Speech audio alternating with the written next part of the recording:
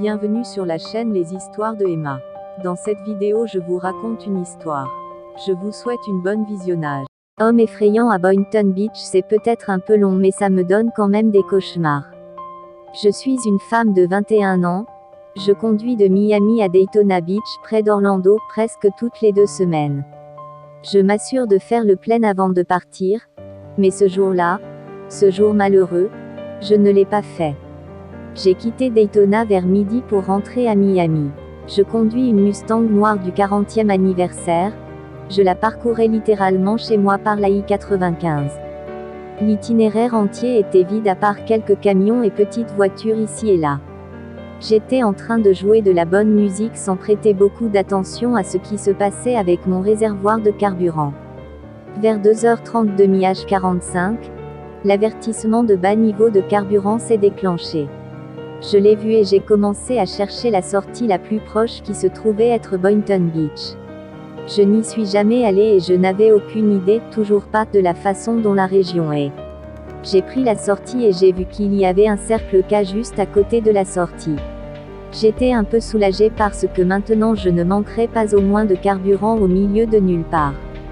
Maintenant, avec à peine plus de carburant dans ma voiture, je m'arrête à cette station-service. C'est totalement vide, je ne peux même pas voir une seule voiture à l'intérieur ou même à l'extérieur sur la route. Il n'y avait personne d'autre qu'un homme de grande taille vêtu d'une veste de couleur rouge qui se promenait près du magasin de la station-service où se trouvent tous les parkings.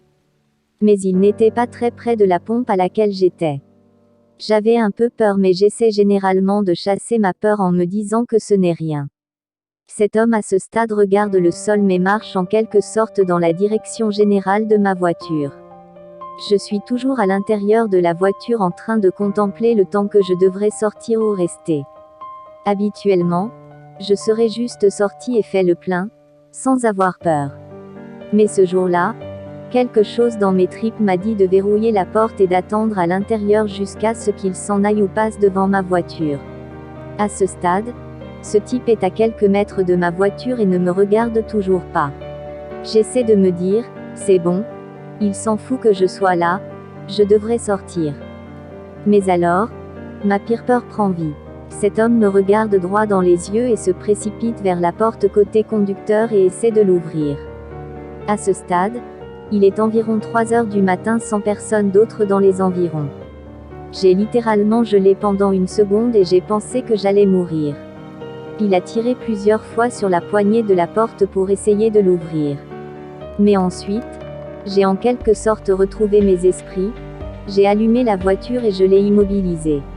Il n'a pas lâché la poignée de porte jusqu'à ce que je démarre la voiture et appuie sur la pédale d'accélérateur. Je suis tellement reconnaissant que malgré le faible niveau de carburant, ma voiture a quand même démarré et est partie. Je n'avais rien sur moi pour me défendre, rien d'autre qu'une fourchette en plastique que j'ai reçue de Panda Express plus tôt dans la journée. Je n'arrive toujours pas à me remettre de toute l'expérience.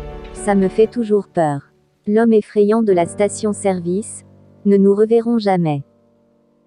Merci d'avoir regardé la vidéo. N'hésitez pas à vous abonner et liker la vidéo.